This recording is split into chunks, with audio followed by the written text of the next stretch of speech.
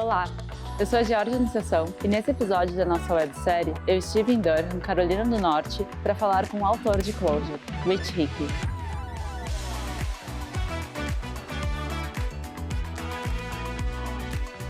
Rich também é o designer do Datomic, solução para a base de dados que usamos aqui. Desde a aquisição da Cognitect, o Rich também faz parte do time do Nubank. O Clojure foi lançado para o mundo em 2007 e no ano de 2022 está completando 15 anos. Conheça o Rich e confira um pouco mais sobre o que ele pensa a respeito do futuro da linguagem.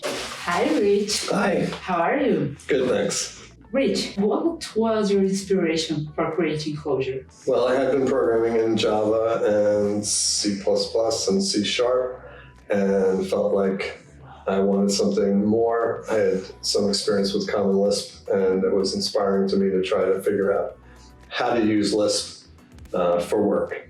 And so Clojure was about trying to make Lisp reach to the environments where I had been doing Java and C# before. That was probably the main inspiration, to try to get to use Lisp for work. What do you think that are the main points that distinguish Clojure from other programming languages? So I think it is that data orientation.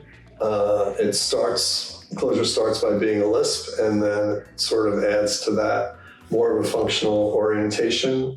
And I think more of an emphasis on using maps and functions of maps. And so it has a focus on first-class treatment of names and the ability to manipulate maps via names and manipulate the names programmatically. And that makes it a good language for doing what I would call information-oriented programming. What are the main challenges in maintaining a language that is widely used by programmers all over the world? Well, I think the prime directive is to make sure that you don't break anyone.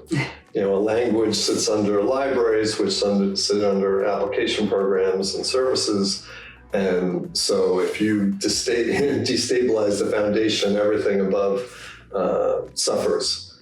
So stability is absolutely the main challenge. If you're going to do something, in my mind, you want to make sure that you don't break anyone. And so that's why we're pretty conservative about that. So stability, I think, is the main challenge. You can't make everybody happy. That's sort of the bottom line. What do you think is the future of Clojure? Do you have any plans for the next 15 years from now?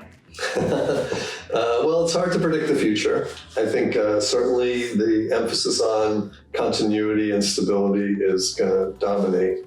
I think that there are domains for which Clojure is a good fit, for which Clojure is not yet used as widely, like data science, and I'd like to see more emphasis put on that. Whether that's in the language or not, it's probably not, and that's a good thing, right? It's a Lisp, which means you should be doing that kind of stuff in libraries. But I'd like to see more libraries and tooling created to help Clojure become a leading data science language. So last question. You are an inspiration for lots of people. And what's your tip for programmers in general to exceed in their careers?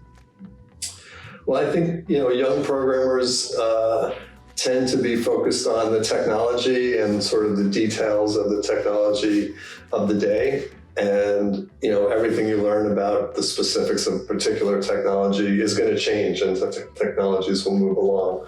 So I think the main advice I'd have is to focus on principles and ideas and less so on specifics, because the specifics will change. Spend your time and mental energy on understanding concepts and understanding ideas and focusing on problems. I think that's the other big piece of advice I'd give to people. Thank you very much. Sure. Gostou desse episódio? Curte, compartilha e se inscreve no canal.